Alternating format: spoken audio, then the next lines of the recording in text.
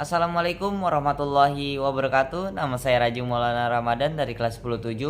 Hari ini saya akan membantu kalian dalam mempelajari materi kimia yaitu mengenai sistem periodik unsur.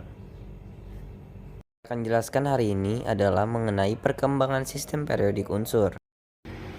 Jadi, yang pertama-tama adalah kita bahas dulu latar belakangnya. Yang dimana latar belakangnya sendiri adalah karena para ilmuwan ingin menemukan cara agar membantu kita nantinya dalam mempelajari nomor-nomor atom, konfigurasi elektron, dan juga unsur serta sifat-sifatnya secara teratur. Jadi selanjutnya adalah awal mula. Awal mulanya sendiri adalah pada tahun 1789, seorang ahli kimiawan bernama Antonio Lavoisier yang berasal dari Prancis berhasil mengelompokkan 33 jenis unsur yang dimana itu berdasarkan dari sifat kimianya, yaitu misalnya gas, tanah, logam, dan non-logam.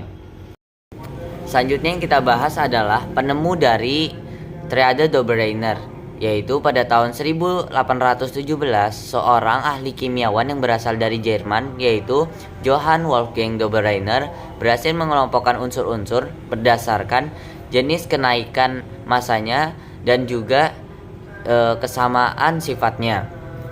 Setiap kelompok terdiri dari 3 jenis unsur, maka dari itu penemuan ini dinamai triade Dobereiner. Triade Dobereiner sendiri adalah massa unsur yang di tengah, yaitu rata-rata dari massa awal dan juga yang akhirnya.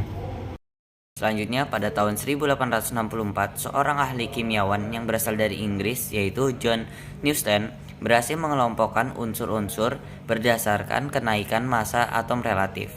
Selanjutnya, Newton mencocokkan antara materi satu dengan materi yang lainnya dan mendapatkan hasil beberapa materi itu memiliki kemiripan.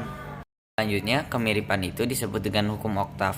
Namun, ada yang kurang dari penelitian ini karena hanya bisa mengukur unsur bermassa atom kecil. Setelah ditemukannya hukum oktav, dua peneliti asal Rusia yaitu Dmitri Mendeleev dan juga Lothar Meyer meneliti kembali akan hubungan massa atom dengan sifat kimia unsur. Lalu Mendeleev meneliti akan hubungan antara massa atom dengan sifat-sifat kimia dan si Mayor meneliti akan hubungan massa atom dengan sifat-sifat fisika. Yang dihasilkan dari penelitian Mendeleev adalah ia menemukan hukum periodik unsur. Lalu pada tahun 1871 Mendeleev berhasil menemukan tabel periodik dengan lajur tegak. Hal ini disebut dengan golongan dan lajur mendatar disebut dengan periode. Pada tahun 1914, Henry Moseley menyatakan bahwa sifat dasar atom itu berdasarkan nomor atomnya, bukan berdasarkan nomor masanya.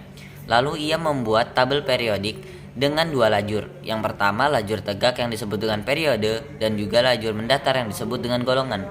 Tabel ini sering kita gunakan dalam pelajaran kimia. Kesimpulannya adalah setiap peneliti memiliki kelebihan dan kekurangannya masing-masing. Namun dari situlah mereka belajar hingga mendapatkan hasil yang terbaik.